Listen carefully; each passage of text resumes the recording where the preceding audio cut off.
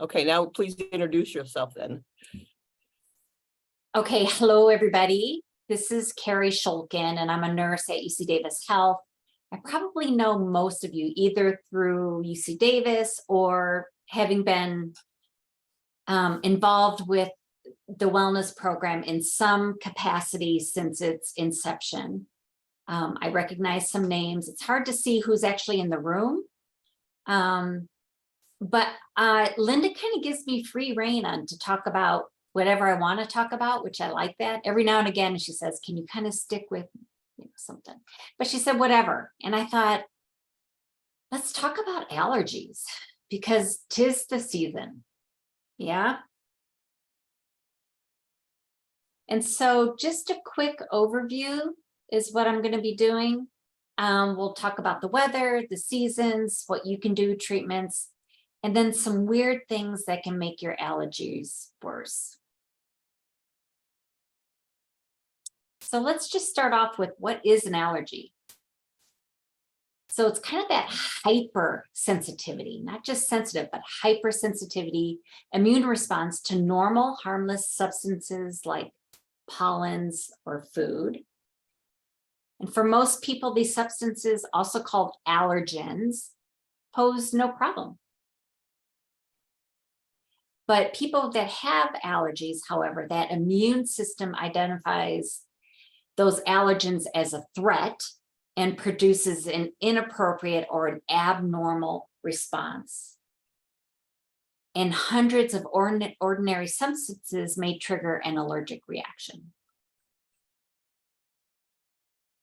So I'm kind of curious, what is your allergy? Now I know Linda has only like a million. I'm right now taking an antihistamine every night, so I'm doing pretty well. But does anybody in the group here have allergies? And what are you allergic to if you are? Rose family. Oh, the flower, rose. The flower, the trees, the fruit. Yeah. Mm-hmm. Anyone else have allergies? Cottonwood. I didn't hear that. Cottonwood. Oh, cottonwood. Yes. Mm-hmm. When it blows in the air, you know, from trees in the neighborhood, it really bothers me a lot. Grass. Anyone else? Go ahead. You want to say louder? Grass. Oh, grass. Is that Eugene that said that? Yeah, and also. Yeah, I recognize your voice, but I don't have a clear view of you. So wanted to say hello to Eugene. Dust also. So grass, yeah, grass is grass is everywhere. That's every place. Pet dander. Pet dander. Yep. Absolutely. You know those trees, we call them pear trees, but they kind of have like they bloom in the spring, and they typically line the walkway of the ambulatory care center, and they really stink in the spring when they bloom. They have white blooms on them. Bradford, Do you guys know what I'm talking about?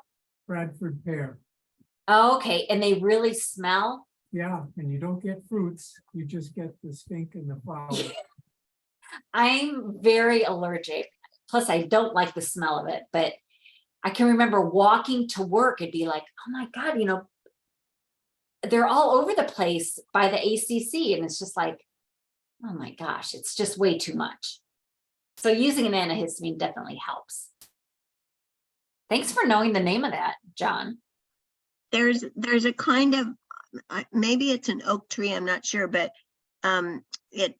there's a chartreuse colored powder that will just kind of coat the patios and everything. I think it's mostly in the fall. I know what you're talking about. See it up in the mountains a lot, and it seems like I'm allergic to that, whatever that powder is. Sometimes it gets on the cars. I know what you're talking about. Yeah. If you park under one of those trees. Right. Yeah, Yeah. I don't know what that is. John, do you know what that is? Well, there are a lot of tree pollens that are out there. So it's not limited to just one. No, this is chartreuse though. It's kind of a pretty color, but Yeah, I know exactly what you're talking about. yeah. Okay, well, let's move forward. So what is an allergy? When someone is exposed to an allergen, so that could be anything, pollen, food, standard, all those things we talked about. He or she becomes sensitized. So the body then produces antibodies called immunoglobulin E or IgE. So that means, like, if you know you're allergic to bee stings, that's because with the first bee sting, you would not have had any reaction because you haven't, you need to produce those antibodies. And then, but with the second one, that second exposure is when you find out if you have allergies to whatever that allergen is. So you can't walk around saying, oh, I'm allergic to cat dander, but you've never been around a cat. Maybe you just don't like cats. So it's that first exposure to get those antibodies. And then then the next exposure is when you have the symptoms. So the next time the person encounters that same allergen, the allergen binds with that IgE antibodies and causes the mast cells to release histamine and other chemicals. So what does that mean? This reaction causes that inflammation and triggers allergy symptoms. And they can range anywhere from, very mild or very severe. And it can affect the skin or your GI tract or your respiratory tract or your cardiovascular system. So it can be widespread, just depending. Okay, so let's talk about the weather. I love these graphics, by the way. So think about those dry, windy days. Oh my gosh. And we have plenty of those. The wind blows pollen into the air, causing, like hay fever. Eugene, it's probably worse for you when people are cutting their grass and then a windy day, you probably get some symptoms. What about rainy and humid days? We don't have a lot of those in the valley. But that moisture makes mold grow both indoors and out. And dust mites also thrive in humid air. But if you're allergic to pollen, humid or damp days are good. The moisture weighs down the pollen, keeping it to the ground. So usually, like for me, after a nice rain, which doesn't happen very often, but it does kind of clear the air for me. What about cold air?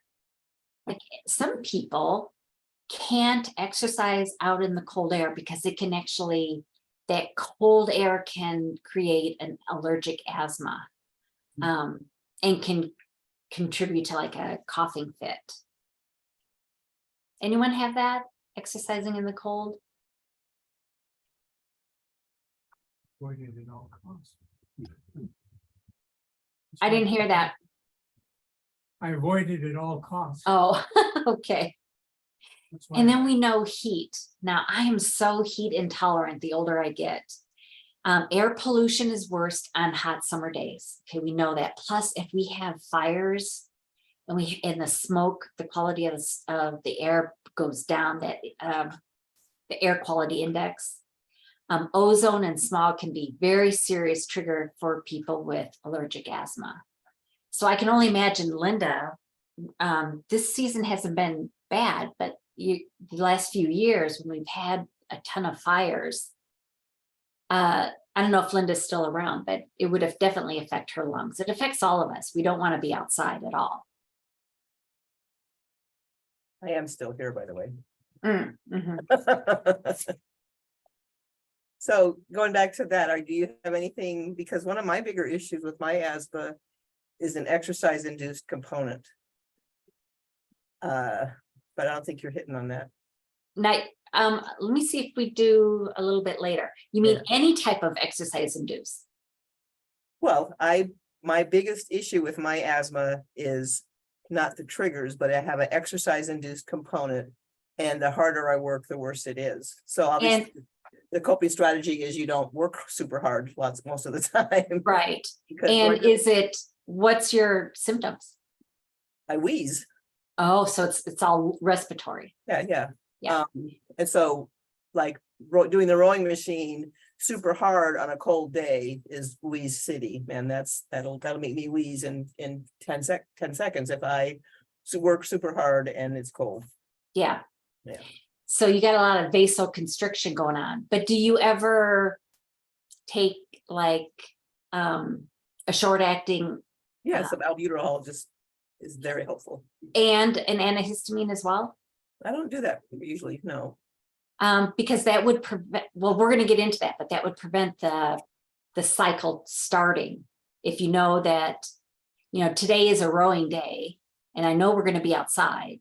So I may take an antihistamine the night before or the morning of. But- I'd be curious to see if it would, work for you. Right. But the bigger coping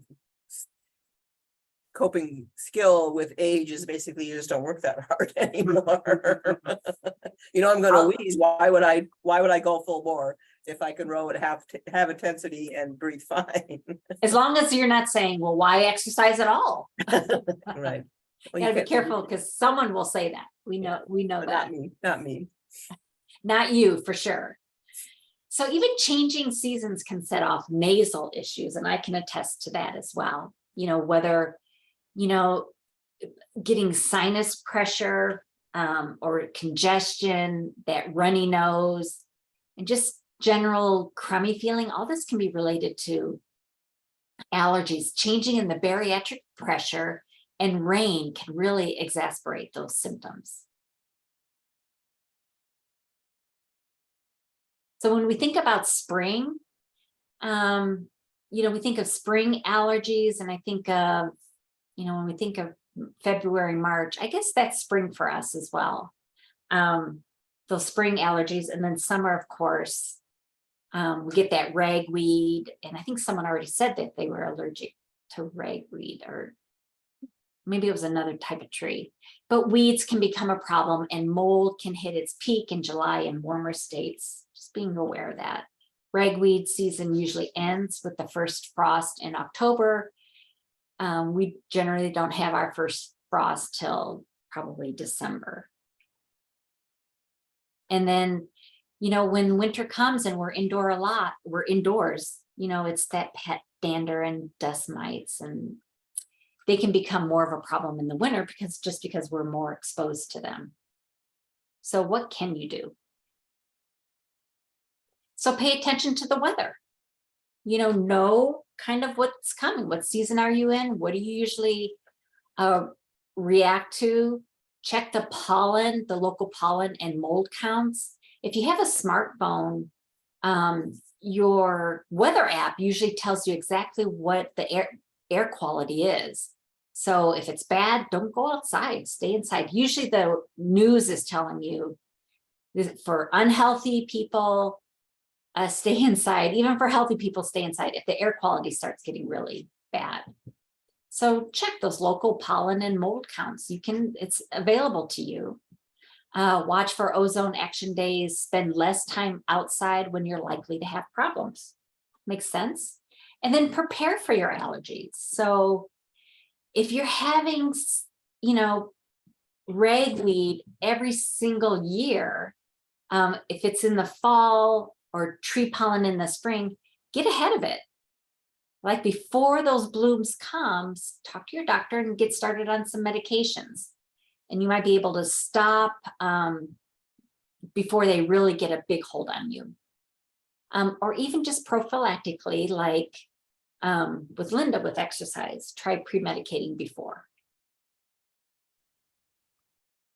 So controlling your environment. The air conditioner is your friend because it filters out molds and pollen when you stay inside, and using a dehumidifier to ward off mold growth and dust mites. So be sure you get the right diagnosis, because if you see an allergist or you're going to your primary care physician, they can do a skin test on you to figure out exactly what you are allergic to. And then you may be able to receive allergy shots or even tablets now that can go under your tongue that might be able to keep your allergies under control. Most of us, I think we know at this point in our lives, we know what we're allergic to. So treatments. So there's the nasal corticosteroids. Those are like nose sprays that reduce that swelling and the stuffy and the itchiness. And I'm talking about, so you probably recognize Flonase, Nasacort, Rhinocort, Nasonex. Those are all those corticosteroids that will help with that inflammation. And then the antihistamines, they block histamine. That's the trigger for allergic swelling. And they help with the sneezing, itching, runny nose, the postnasal drip, you know, and they come in everything. They come in pills and liquids and melting tablets. And then the mast cell stabilizers, they keep your body from releasing histamine. So the allergic reaction is a whole cascading process, and that different medications disrupt that cycle in different parts of the journey of the allergy. So at the mast cell, there's stabilizers that will keep your body from releasing histamine, and this can help with itchy, watery eyes or itchy, runny nose. And they're available in eye drops and nose sprays. And they usually contain cromolyn. That's what you want to look for. But again, talk to your doctor or talk to the pharmacist behind the counter at your local grocery store or the local drugstore. And then of course there's decongestants. So we're thinking about stuff. They can come in nasal sprays or pills. And I'm thinking of stuff that has the pseudoephedrine. And that typically is sold like behind the counter at this point, but it really does a good job of opening up those sinuses and helping with that stuffiness. And then we have corticosteroid creams and ointments, you know, that can help with rashes if you're allergic to something that you touch and you get a rash. This is something different than the anabolic steroids. That those are the steroids that bodybuilders use to kind of bulk up. Most of those are illegal. And there's also oral corticosteroids that a doctor may prescribe to you, you know, like any type of steroid, like prednisone, if you need it, if you really are compromised with your lungs, that's something that you can use. And then epinephrine, and that comes in, that's kind of like a rescue. And that's when you have a very life-threatening allergic reaction where you cannot breathe. And if you don't get some type of relief, you're probably going to die, like anaphylaxis. So people who are super allergic to peanuts, bee stings, you know, anything that you're super allergic to that you know will give you a life-threatening anaphylaxis, there's these pre-measured epinephrine injectables, and people who know that they are that allergic will carry them around, and they're able to inject themselves. I do remember, do you remember this? This was probably 10 years ago. There was a young girl, she was like 12, up in Tahoe, that ate something that she wasn't aware had peanuts in it, and she had a reaction, but she had the epinephrine pen. So she gave herself an injection. I think she may have gotten 2 injections, but she didn't get into an ER quick enough and she ended up passing. So it's serious stuff. If you find out that you're ever so allergic that you have anaphylaxis. Okay, this is kind of my favorite part because there's some really weird things that may make your allergies worse. And so this is right up my alley. Because who on this class makes your bed? Who makes their own bed in the morning? Probably most of you, right? Show of hands, and then unmute if you make your bed in the morning. Yes. Yeah. How about you, Paul? Most people do make your bed. No. Yeah. Paul doesn't?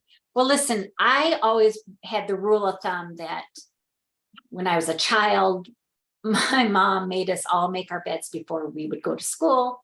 And then as a nurse in the hospital, we had to make beds. So the first 30 years of my life, I made my quota of beds. So I don't make my bed anymore. But even more importantly, indoor allergens like dust mites thrive in bedding.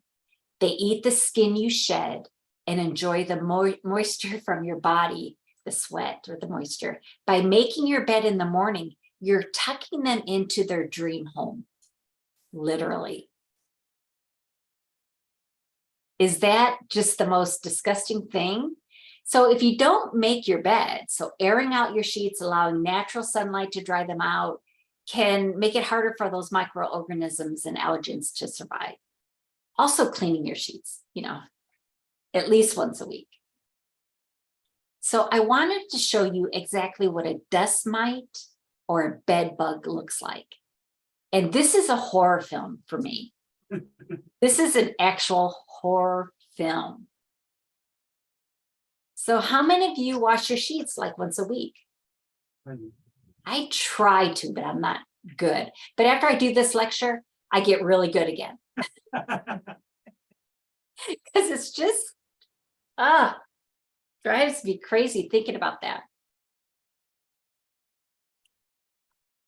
And then some people may be allergic to alcohol. And what I'm talking about, it can actually cause some irritation. People may be sensitive to the sulfites or other compounds in wine and beer.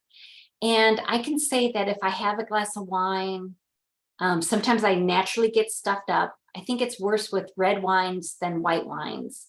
And sometimes I get a little bit of that flush as well. Sometimes on my chest, a little bit like around my nose or in my cheeks. Your sinuses can act up, the nose starts to run, or nasal stuffiness. I get some stuffiness. This is a non-allergic mechanism that can bother anybody, whether they have allergies or not. And if you do have an allergy already and you're exposed to things you're allergic to, let's say bad ragweed, you may have a more intense reaction by drinking alcohol. Good to know.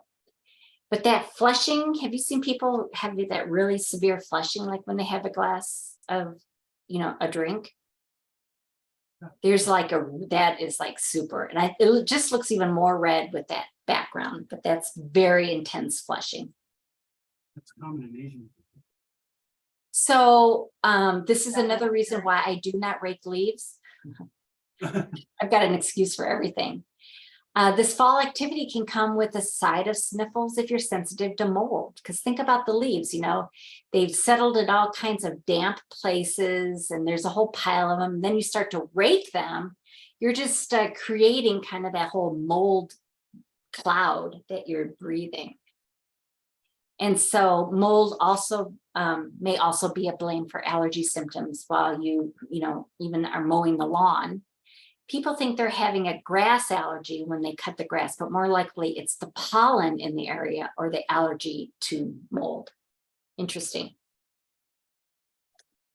So in summary, we live in the valley, and we've all been told if you come and move to the San Joaquin Valley, and you don't have allergies, you will eventually develop them because we're in this dust bowl. But knowing what your triggers are, what those allergens are, you can already kind of stay ahead of it and minimize how much you're gonna, I don't like to say suffer, but be affected or limited by those allergies by minimizing your exposure and taking the optimal medicine to control those symptoms, because they can be miserable, right? So any questions, comments, concerns? That was quick. Go ahead. Go back to the Sudafed, because I think Oops. 90% of the people that I know about should stay far away from Sudafed. Yeah, let me talk a little bit more about that.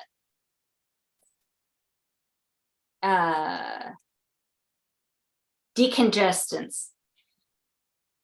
So yeah, if you have any cardiac condition, you can get some decongestants that aren't as effective, that are over the counter that you can just pick up. And you should always check with your doctor, depending, especially if you have any type of cardiac issue, because that pseudoephedrine, which is behind the counter, can definitely cause vasoconstriction, makes those vessels even smaller. So if you already have heart disease, that's like the last thing you want to do. And it can exacerbate, maybe some chest pain or shortness of breath. And so pseudoephedrine, the stuff that's behind the counter, is probably something you should not be taking unless you talk with your doctor. And then if it is, it's a very short acting dose. But there's so many other medications out there that can prevent you from getting to that stage if it's all related to allergies. Did someone have a specific question about Sudafed? No, just me. I've always thought it was a pretty evil Yeah. compound. Yeah, I mean, it definitely can be. It definitely can be. Yeah. Yeah. But it does work really, really well. Those first few days, if you're just really stuffed up. Yeah. Yeah. But that's a good point. If you have a cardiac issue, pseudoephedrine is probably the last thing you really want to be taking. Does anyone want to see that picture again? Have you ever seen one in your bed? No, but I don't have to see it. I know. That flushed face. I don't even have to feel it. I have a brain and a wild imagination. Guy with the florid face, the slide earlier. I'm sorry? The guy with the florid face. The guy with the drinker. Oh, yeah, yeah. He looks like a beach guy. Look at his eyes. See the whites there? Is he sunburned? Yeah, he looks sunburned.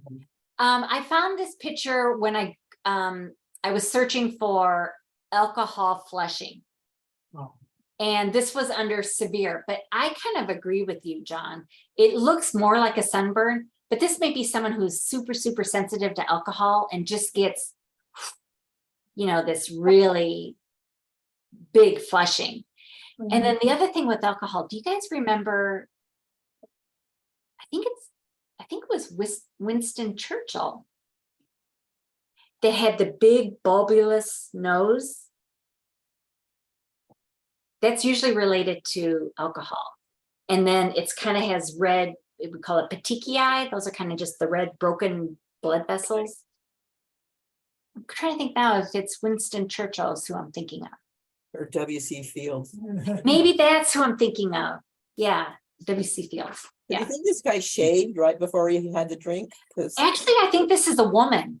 Oh, okay. went to sleep in the sun.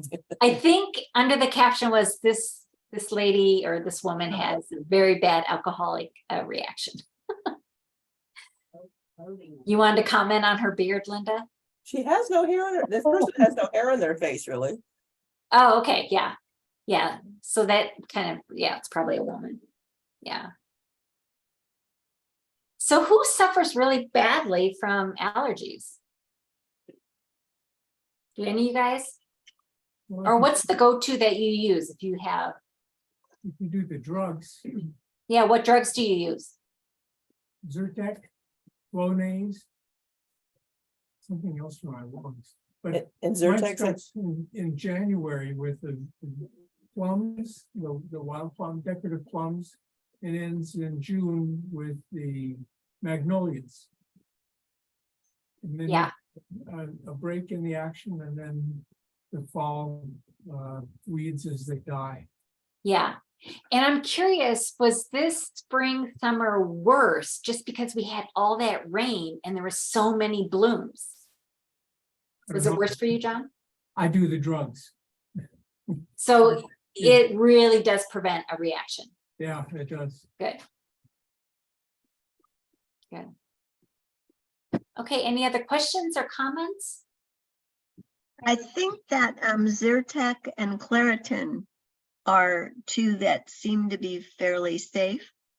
Oh, yeah, Yeah. yeah. And you'll find the one that's gonna work best for you. Like, I'm a loratadine or Claritin person. And, sometimes it's so expensive if you can't find the generic. And it was like, I'm not gonna spend that kind of money. I'll just get Zyrtec. And I still had some breakthrough symptoms, I still had that postnasal drip. So the different antihistamines, may give you a better relief than others. You just have to kind of shop around. I think Brittany has a question. Hi, Cari. I'm Brittany. Great. So I'm hoping with, unfortunately, this isn't related to allergies, but I'm helping with the health fair, and I was asked to ask you for some ideas of Linda has a spinning wheel, and one set is how do I say this? Do you have any ideas for social connectedness questions? For a what? Like a spinning, So it's just a game. So she's asking, do you have any suggestions for questions to trigger people to think about this topic, which for you would be so. Oh, for allergies? No, nothing to do with allergies. Okay, so I have a million questions with spinning the wheels because we do a ton of health fairs also. So what's the subject? Yeah, well, this one is social connections. Oh, social connection, Yes. right? Okay. So let me just, so you may want to talk about isolation. Let me think about that and I'll email Linda. okay, yeah, that's perfect. Yeah. So how many questions do you need? About 10? 10? 10, And, yes, and so it's open to the regular public, right? that's right. So you want to kind of basic because you want them to get it. Yes. Okay.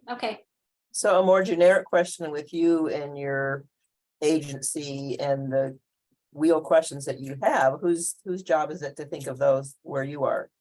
Is that one of the health educators or is that? When we do a health fair or we participate, I think of like, thank goodness for staff. And I participate typically in the tobacco cessation arena. So I make up all those questions because that's where I live. Okay. So when you guys spin the wheel and somebody lands on the red square, where do they go from there? So a couple different things. So if it's a red square or maybe there's a number on it or whatever, it will correlate with, a red dot on my questions, or the number is, that question. And then, so you're reading the question to the person and you have the answers. Right. So ideally it's something that they get. And if it's something that you want them to get, then you give them some clues as well if they're struggling with it. Like for us, what we did is we wanted them to win because they put their name in a raffle. They put their name to be picked for a raffle with the chance of being picked for a raffle. And that raffle was, we had 3 $25 Amazon gift cards. So we were a very popular table because who doesn't love a gift card? So they got a raffle ticket just because they spun the wheel and were asked a question. They didn't have to know the answer or no? Well, I'm not going to turn anyone away. Okay. But so I would give them clues, Right. Okay, thanks.